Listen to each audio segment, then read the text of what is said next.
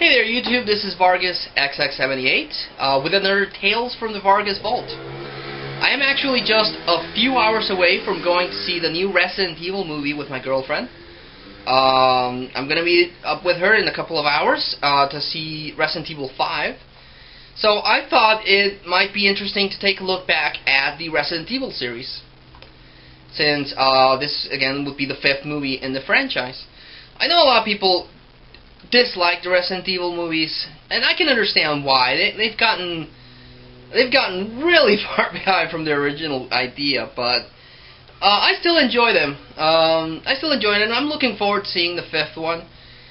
Even though I thought the 5th one was going to be the last one, but they just announced that they're going to make a 6th one, and the 6th one's going to be the last one. So that's kind of disappointing, but all in all, I'd say I've liked the Resident Evil series. Again, it's kind of like its own thing. It takes inspiration from the video games, which the video games are awesome, but it takes its inspiration and it makes its own storyline, inspired by the events of the video games. It does have some flaws, and I do want to share them, but just want to take a look back at the Resident Evil series and my thoughts on each one of the movies. As you can see, I already have my Resident Evil poster, and I got my Resident Evil baseball cap that I got at a Comic-Con, so I'm all set to look back at the Resident Evil series. So, first off, of course, is the first Resident Evil, starring Milla Jovovich and Michelle Rodriguez. Now, when I heard that they were going to do a video game adaptation of Resident Evil, I wasn't too excited about that. I mean, if I wanted to play the Resident Evil storyline, I would play Resident Evil. But Paul S. Anderson said that he wanted to do like a prequel of the video game series. He wanted to delve into the origins of how the outbreak happened. So I thought, okay, that sounds interesting. And then the soundtrack was going to be done by Marilyn Manson. And out of all the movies, this is by far my favorite soundtrack. The soundtrack is really awesome in the first movie. I really wish they would have gotten him for the rest of the movies, but his soundtrack in this is amazing. It really is the best soundtrack of the whole bunch. But the premise of Resident Evil is that Umbrella has this underground facility that's governed by this computer called the Red Queen. Someone goes into the facility and steals a sample of the T-virus, but as he's making his escape, he releases a vial of the T-virus so that the computer would initiate a shutdown, and in the confusion he can escape. So the computer goes homicidal, kills everyone there, trying to sterilize and contain the outbreak. Then you see Milla Jovovich's character's Alice wake up in a bathroom. She was taking a shower, collapsed and bonked her head. She's walking through a mansion, doesn't know what's going on, and out of the blue, this assault team comes in. And they're trying to get information from her, but the Red Queen released a gas that kind of robbed her of her memories. So she doesn't know what's going on. So that, I thought, was a good idea, because she's basically the character that has to learn things, and in turn allows the audience to learn things. So I thought that was pretty cool. So it turns out that Alice is actually an employee of Umbrella. She was stationed at the mansion because it's the entry point to the research complex. So they go in, and they're trying to figure out why the Red Queen went crazy. They don't know what's going on. You know, they shut down the Red Queen. They release all the safety locks. And that's when they realized that was a stupid move, because that's what releases all the zombies created by the T-virus. So a whole bunch of stuff happens. There's the main bad guy, of course, is the zombies. They have the zombie dogs. But the main antagonist, besides the Red Queen, is a Licker. A Licker escapes, and he's hunting them down. So I like the first movie. I really, really like the first movie. Again, the soundtrack is amazing. The story worked. I thought it worked. Again, it took inspiration from the Resident Evil games without being just a cheap copy of the video game story. So, for that, I thought it was good. it had a lot of really cool scenes from the video games, like they get in and out through the train. So there's, in Resident Evil 2, there's that train. So it has a lot of scenes inspired by the video game, and I liked it. Not the best zombie movie out there, but for what it is, it's pretty good. So this movie did really good. So they decided to release Resident Evil 2 Apocalypse. Even though it's not called Resident Evil 2, the Resident Evil series isn't numbered, it has different subtitles. But Resident Evil 2 Apocalypse deals with the aftermath of the first movie. The T-Virus escapes from the facility, and it's starting to infect everyone in Raccoon City. So Umbrella is trying to contain the situation, even though it's totally losing control. At the same time, Alice wakes up, because at the end of the movie, she wakes up in the hospital. So this movie follows her, and all of a sudden she's developing like these superpowers, superhuman strength, superhuman speed, just a whole bunch of things, and she's not really sure what's going on. At the same time, this is happening. We follow and are introduced to Jill Valentine, who's a cop. That's her day off, and she sees the zombie outbreak and decides to take action. Bam, bam, bam, bam, bam. And then she's trying to help people escape. When Umbrella sees that the infection cannot be contained, they close down the whole city. So we follow Jill Valentine and a reporter and her friend trying to escape this. We also get introduced to Carlos Oliveira, who's part of the Umbrella Commando team. And basically Alice reunites with them, and then there's this scientist whose daughter is in Raccoon City. So he tries to convince them to help him out, retrieve her daughter, and he'll get them out of the city. While all of this is happening, they introduce Nemesis. It's a character that got infected in the first movie, so Umbrella was experimenting on him. So they created Nemesis. Basically, what Umbrella did is that they infected Alice with the T-Virus, and they want to test how someone who bonded with the T-Virus can go up against a bioweapon in Nemesis. So basically, it's just one big experiment with Umbrella. This takes a lot more elements from the video games, especially 2 and Nemesis. So this one was more related with the video game series. Again, the main focus is Alice, but Jill Valentine does get to do a lot more stuff in this. Carlos Oliveira is also in it, and it doesn't have the sweet Marilyn Manson soundtrack, but the visuals, the effects, of course, are bigger. The visuals are better. The storyline gets sorry about that. Gets more involved with the video game storyline.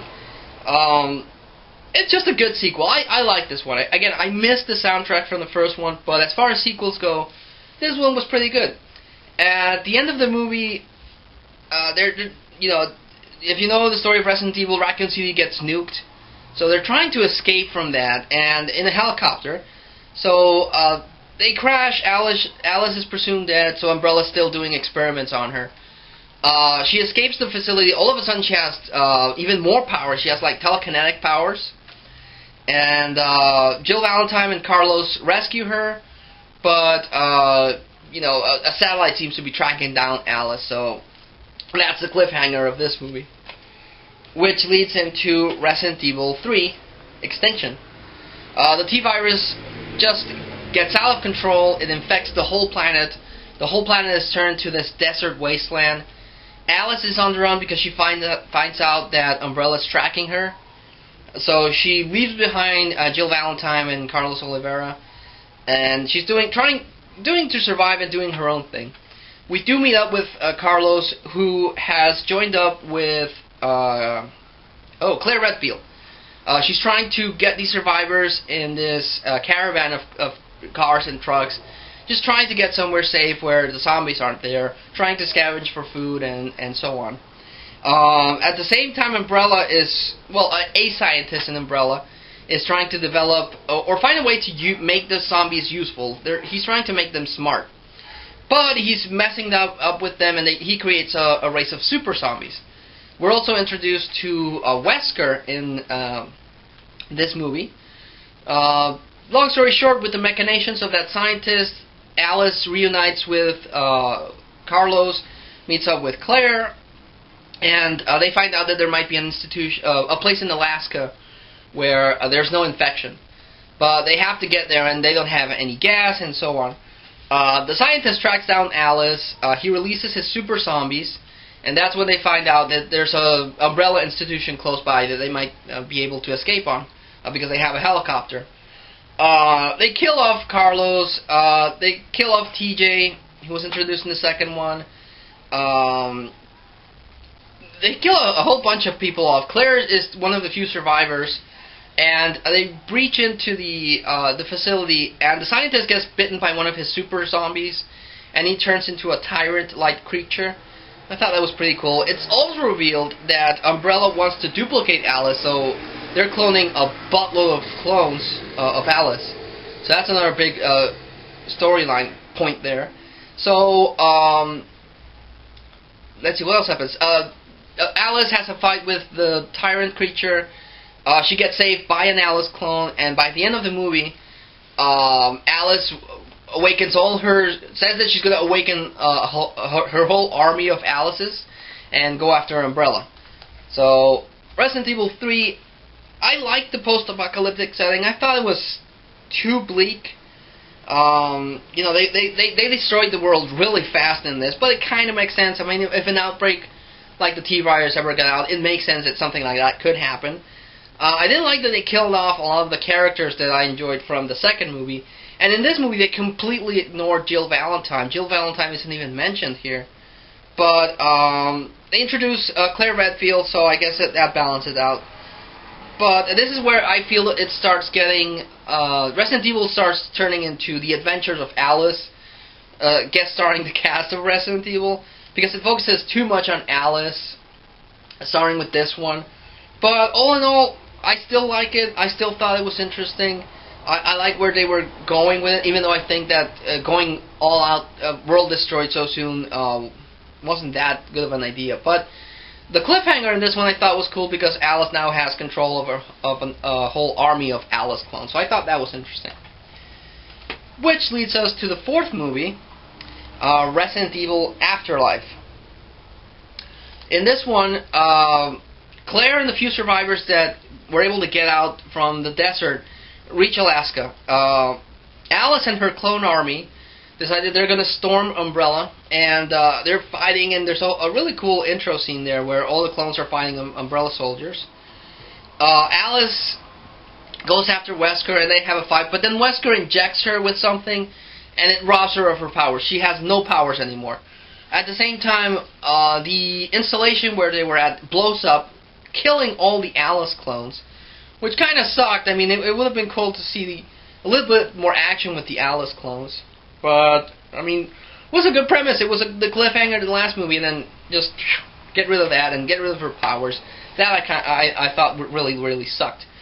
Alice makes her way to Alaska to try to track down Claire and the survivors. She sees them. She finds Claire eventually, but she's like controlled. In Resident Evil 5, Jill Valentine was controlled by the spider-like thing that Wesker put on her. Umbrella's doing that. Alice saves Claire, but she has amnesia, so she doesn't remember anything. They make their way to this prison installation, where they meet up with Chris Redfield. Chris Redfield is introduced in this movie series on Resident Evil 4 Afterlife. But he knows Claire, but Claire doesn't remember him because of the amnesia. Wesker is revealed that he's the one sending the message to get people to Alaska because he wanted to duplicate the experiment with Alice, but his procedure was kind of unstable, so he has to feed in order to keep the virus in check. So that's why he's basically laying a trap for people. Alice and the team go there. They have a big brawl with Wesker. Alice somehow holds her own, even though she doesn't have her powers anymore, which doesn't make any sense again. They blow up. Wesker is seen escaping, and they think they're okay because they still have that in that complex where they think they're safe, when all of a sudden the cliffhanger in this movie is that a whole army is being controlled by, in turn, a mind-controlled Jill Valentine. Jill Valentine appears at the very last scene with a spider thing on her chest, just like in Resident Evil 5, and they're going to take the fight to Alice and company. So that was Resident Evil 4. This one had some good visuals, I'll give it that. It had a lot of slow-mo. In the style of the movie, I liked. The storyline, I didn't like that much. Actually, I didn't like the storyline in this one so much. It takes elements from Resident Evil 5 the most, with the zombies that open up like that, from like the vampires from Blade 2. They kind of like open up like that. And they have the axe guy from Resident Evil 5. Again, visually it's pretty cool. The action scenes are cool. The main fault of this is the story. The story is where I don't like this one. And again, it's centered entirely on Alice. Chris and Claire Redfield are just there for, in a guest starring role or a cameo role, basically. They don't really do that much. The final battle, again, it does involve them, but it's mainly Alice, the one that's the focal point of the Resident Evil movies. And that's what it looks like it's going to happen with the fifth one. The fifth one's going to be an Alice fest. It's just going to be her fighting against Wesker and everything. But I'm still looking forward to it. I want to see how the fifth one goes. I want to see what happens. I want to see how they resolve some things, because the world was pretty much destroyed in the previous movie, so I want to see how they deal with that. Am I going in with it with high expectations? Not really. I just want to go see it, learn more about the franchise, see where all the characters ended up, and hope at least I'm entertained. Because, like I've mentioned before, if a movie entertains me, it gets 2 thumbs up for me. If a movie's boring, no. Or if it's no. But I would like them to at least spotlight a little bit more of the Resident Evil characters, not just focus entirely on Alice. The other main reason I want to see the fifth one is because I want to see Jill Valentine again. I don't remember her name. Let me see. Oh yeah, Sienna Glory. She was awesome as Jill Valentine. She was smoking hot as Jill Valentine. So I'm hoping they bring her back indeed, and I get to see Jill Valentine again, because in the second one, oh yeah, she was hot. And also Michelle Rodriguez comes back. I've seen her in some of the trailers, so I want to see how that worked.